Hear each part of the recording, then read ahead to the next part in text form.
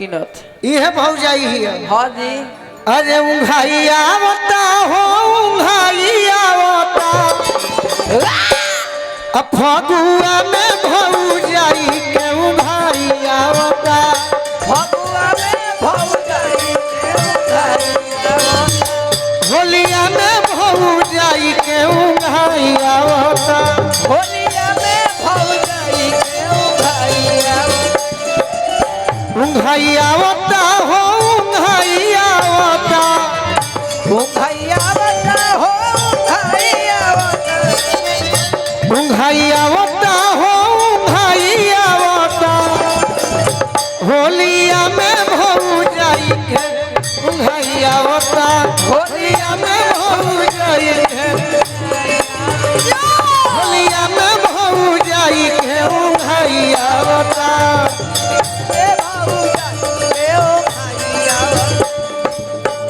सुनिए कर कहानी यूट्यूब वाले भाई एक कहानी लिख लो। हाँ ठीक है, लिख लीजिएगा आप लोग। हम तो डायरी में लिखले बने हो धूमस। अच्छा। और धुमावा एगो बानू टाटा में। हाँ। ले बेटा प्यार ना तो किया वो बेचारा ओकरा भी मोबाइल नहीं खे मिलल। हथवे से मोबाइल पढ़ लेला। 4 बजे भोर में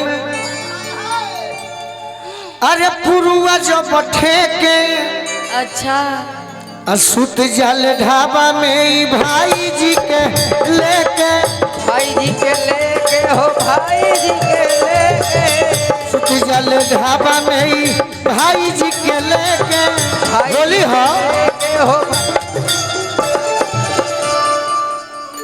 हमार डांस देखले बड़ू कि ना?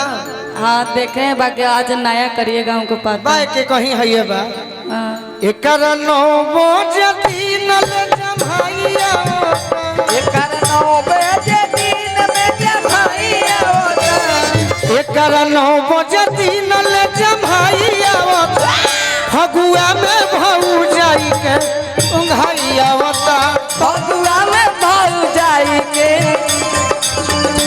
फगुआ में भौजाई के उंघाइया होता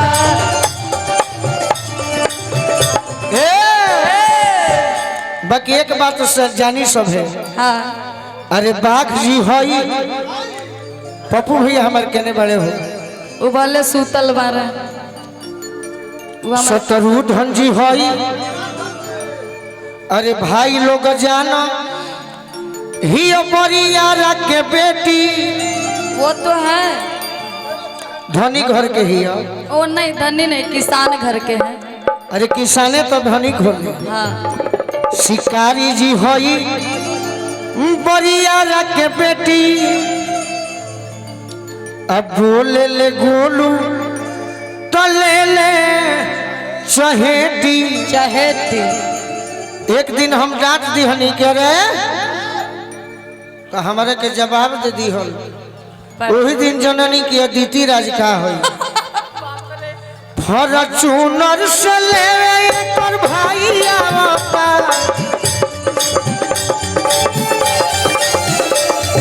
फॉर्च्यूनर से ले कर भाई आवता अब फगुआ में भौजाई के उंघाई आवता फगुआ में होलिया में भौजाई के उंघाई आवता